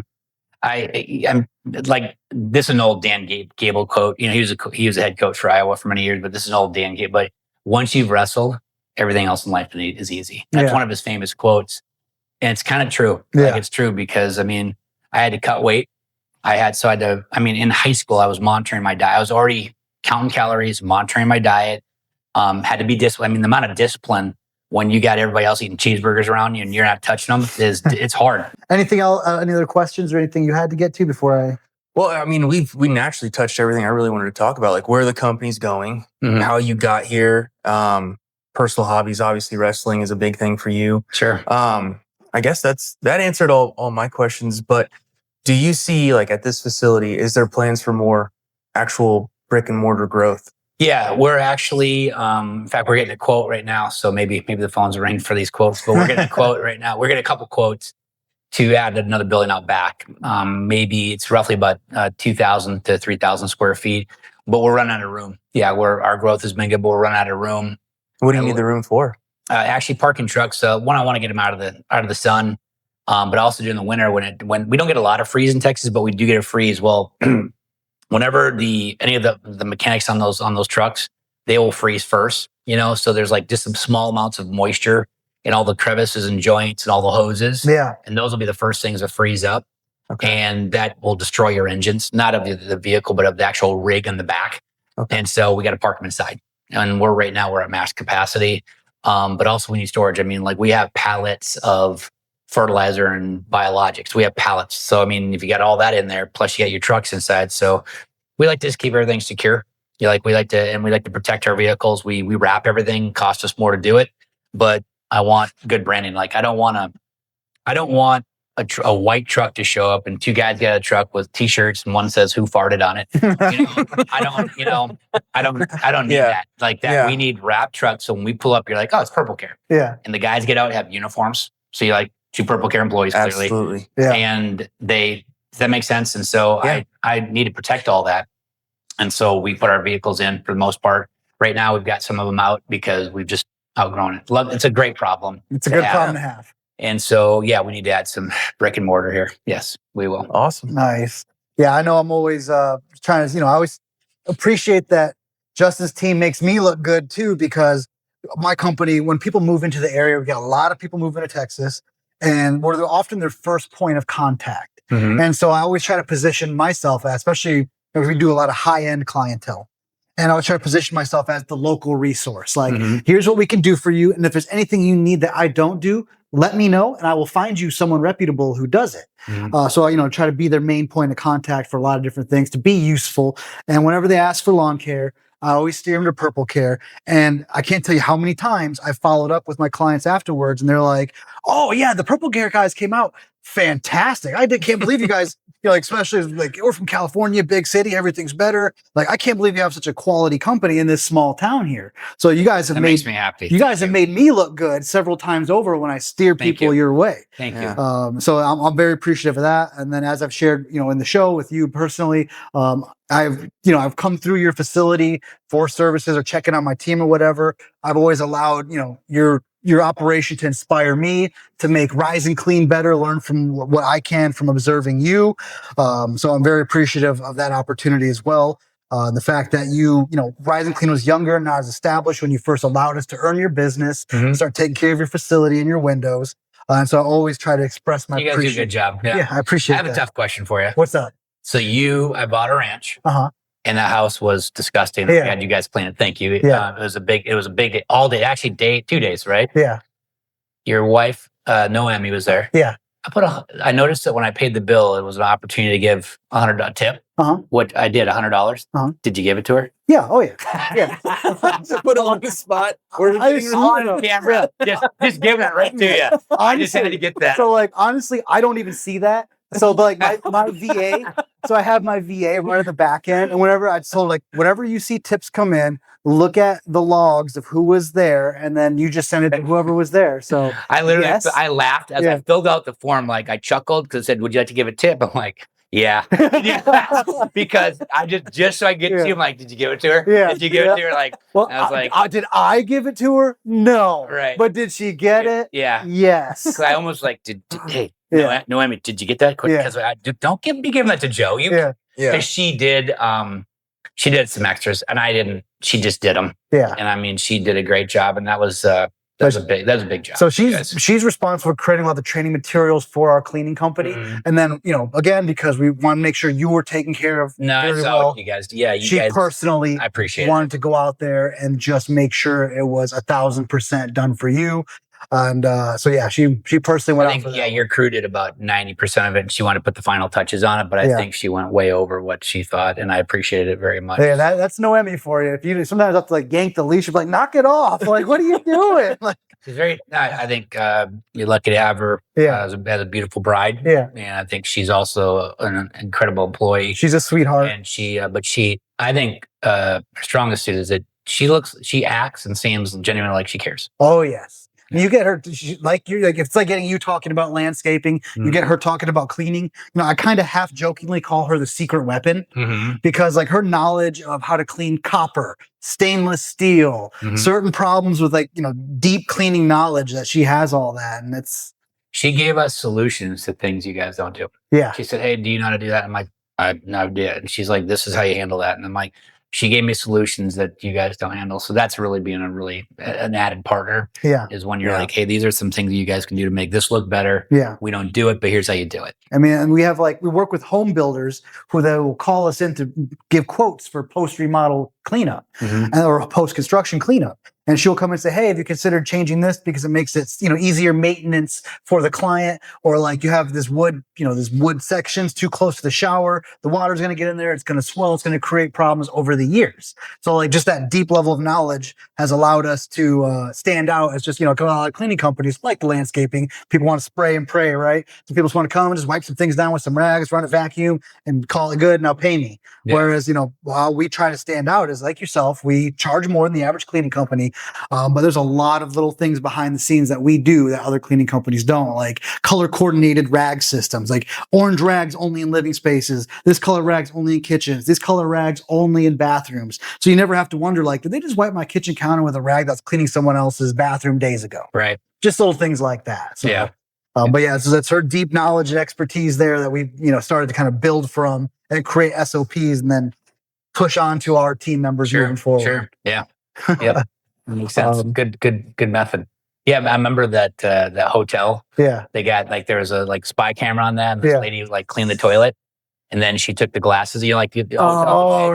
And then she cleaned the glasses and just put them right there, in the room where you have those two glasses. Oh. And I was like, and I'm like, ever since then, I'm like, man, it's just hard to look at that glass and wonder what they. Yeah. So it's a good process that you guys have to make sure that doesn't happen. There's just one example of many that we have that make us stand out from cleaning companies like yourself. We like to, you be a little more environmentally oriented. So we have like reusable Swiffers and stuff like that can be washed, and dust mops that can be washed instead of people just doing the constant microfiber or the little throwaway Swiffers that it turns out they release a lot of microplastics like into the water supply and stuff like that. So I mean, I could go on in that regard too, but I know, Justin, you got to get going here. I want to be respectful of your time. I'm very appreciative you allowed us to schedule and sit with you and talk.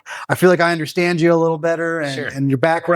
Again, I'm a big fan of your company, and I'm always trying to send people your way. So I appreciate you, dude. Yeah, thanks for the time. Thanks for doing this. No, thanks you. I appreciate you doing this. Hopefully there's some good stuff in it. So definitely. I appreciate it. So just anyone that takes an interest in my company, I appreciate. Good, bad, or ugly, I appreciate you. Yeah, dude, right back at you, man. So thanks, man. That was a lot of fun. You bet. Thanks, awesome. Nice to meet you today. Yeah.